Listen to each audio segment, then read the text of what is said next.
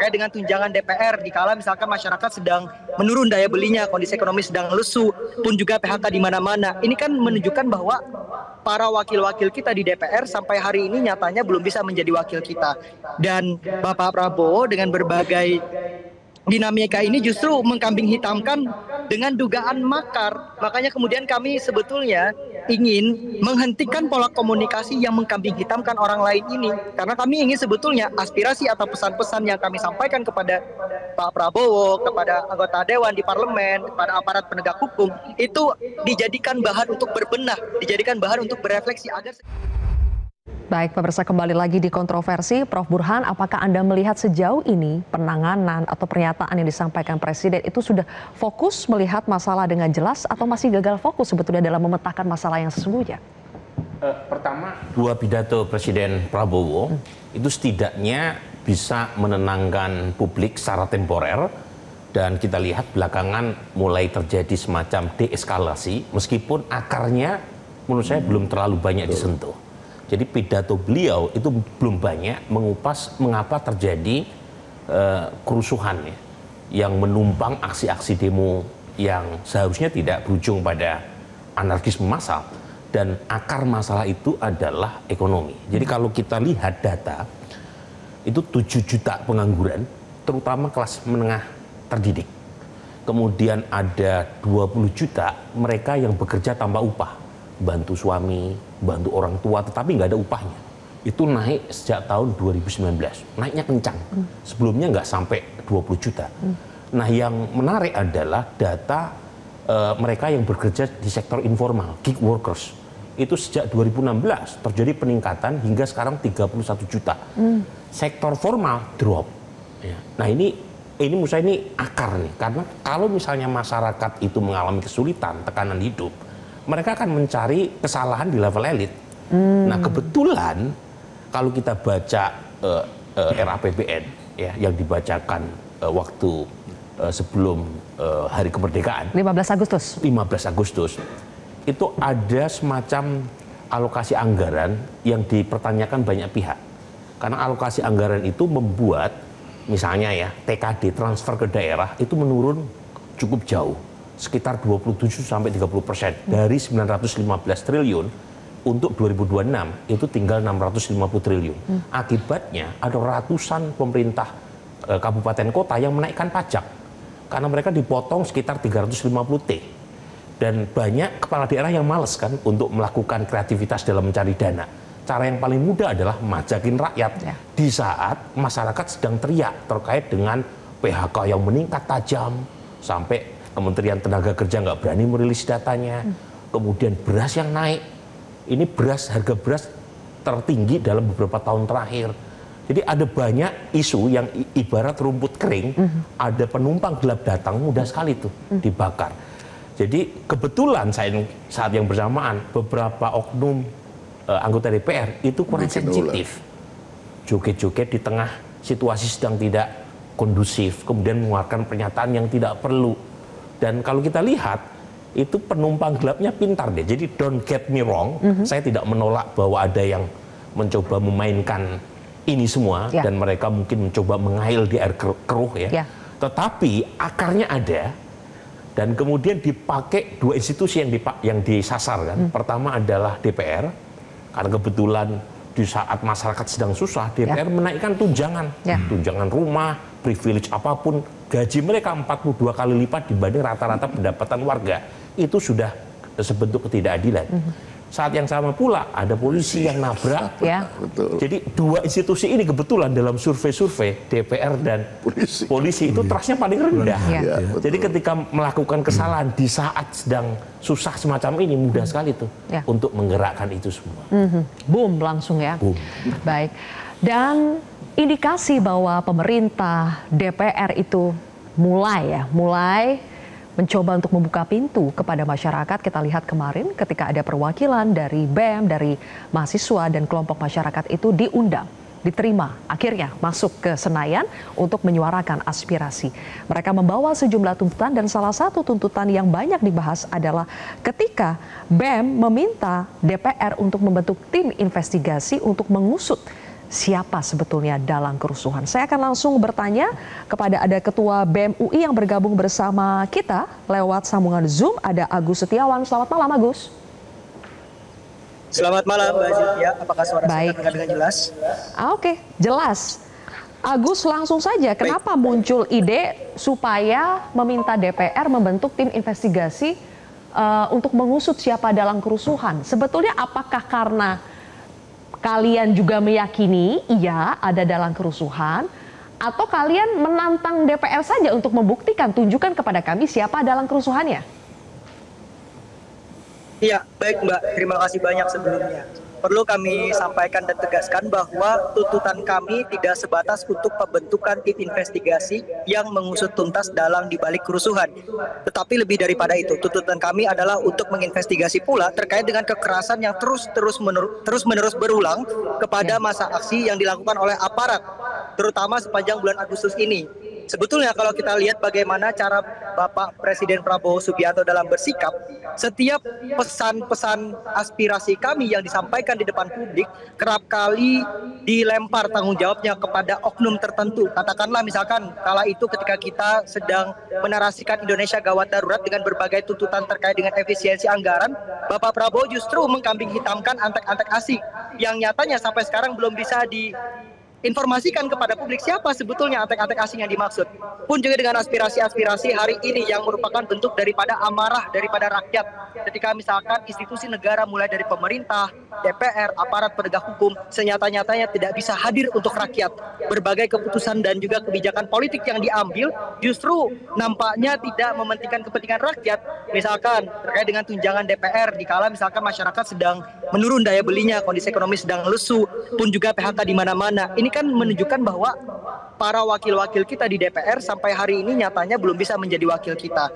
Dan Bapak Prabowo dengan berbagai dinamika ini justru mengkambing hitamkan dengan dugaan makar. Makanya kemudian kami sebetulnya ingin menghentikan pola komunikasi yang mengkambing hitamkan orang lain ini. Karena kami ingin sebetulnya aspirasi atau pesan-pesan yang kami sampaikan kepada Pak Prabowo, kepada anggota Dewan di Parlemen, kepada aparat penegak hukum, itu dijadikan bahan untuk berbenah, dijadikan bahan untuk berefleksi agar sekiranya ke depan apa yang dikeluarkan, apa yang di statement di hadapan publik itu betul-betul untuk kepentingan rakyat. Jadi kita sebetulnya ingin membentuk tim investigasi itu untuk mengusut tuntas.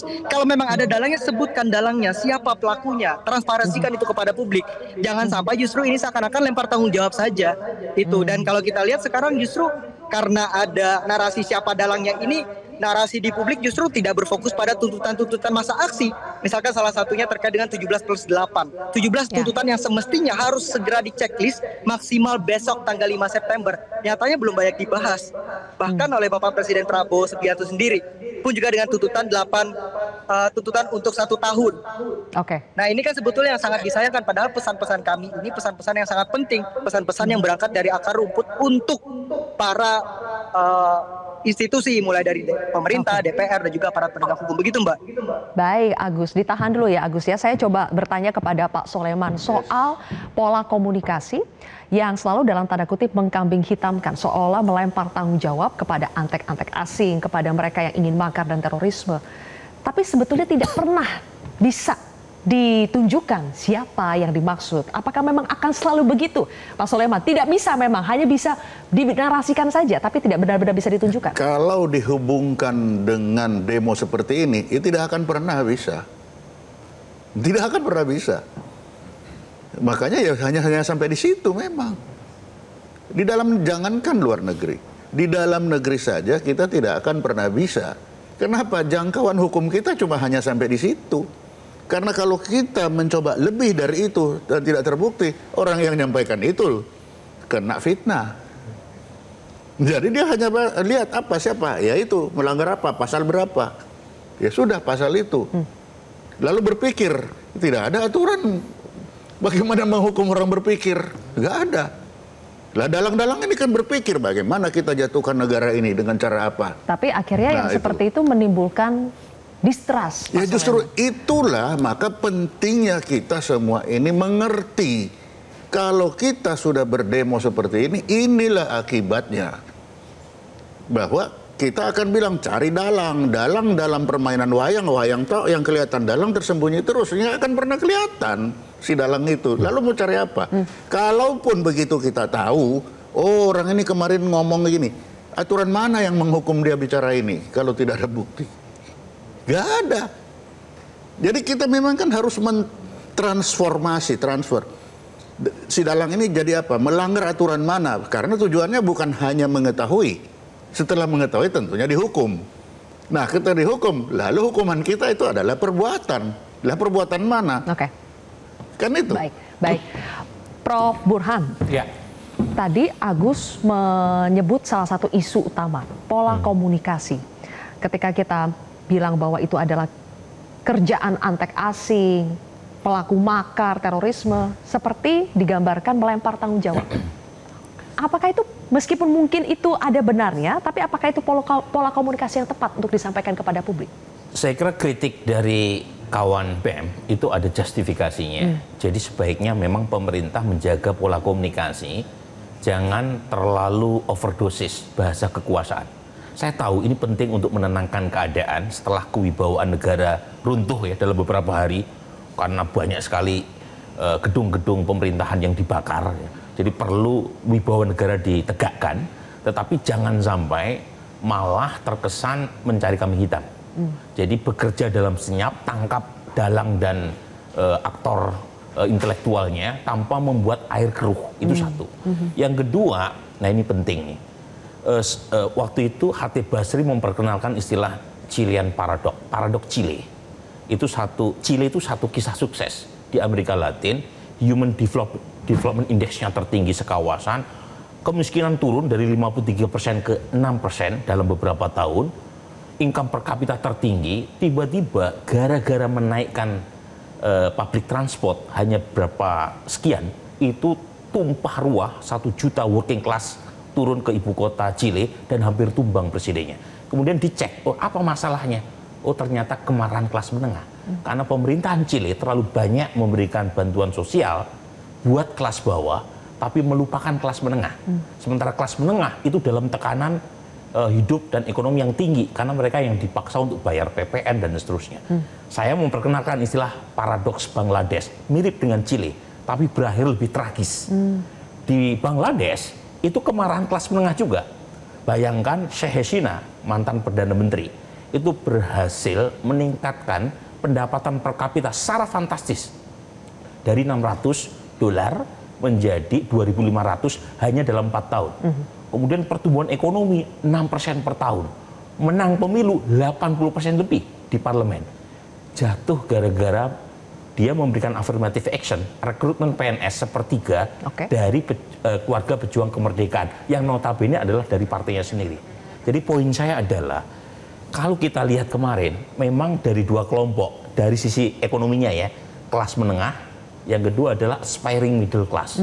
Yang kebetulan memang tidak mendapatkan banyak privilege. Yang banyak dapat privilege kan kelas bawah nih. Ya. Nah justru kelompok ini itu nyaring tuh, lewat medsos kalau mereka tidak puas, turun ke jalan karena mereka punya banyak media kan untuk menyalurkan ketidakpuasannya. Saran saya, ini yang harus disasar. Karena kalau misalnya Pak Prabowo itu berhasil menenangkan hari ini, tetapi akar masalahnya tidak diselesaikan, itu bukan tidak mungkin muncul lagi. Ya. Jadi saya khawatirnya di situ. Karena sejauh ini sepertinya itu responnya itu respon temporer. Betul. Berkaitan untuk deeskalasi dan ekonomi.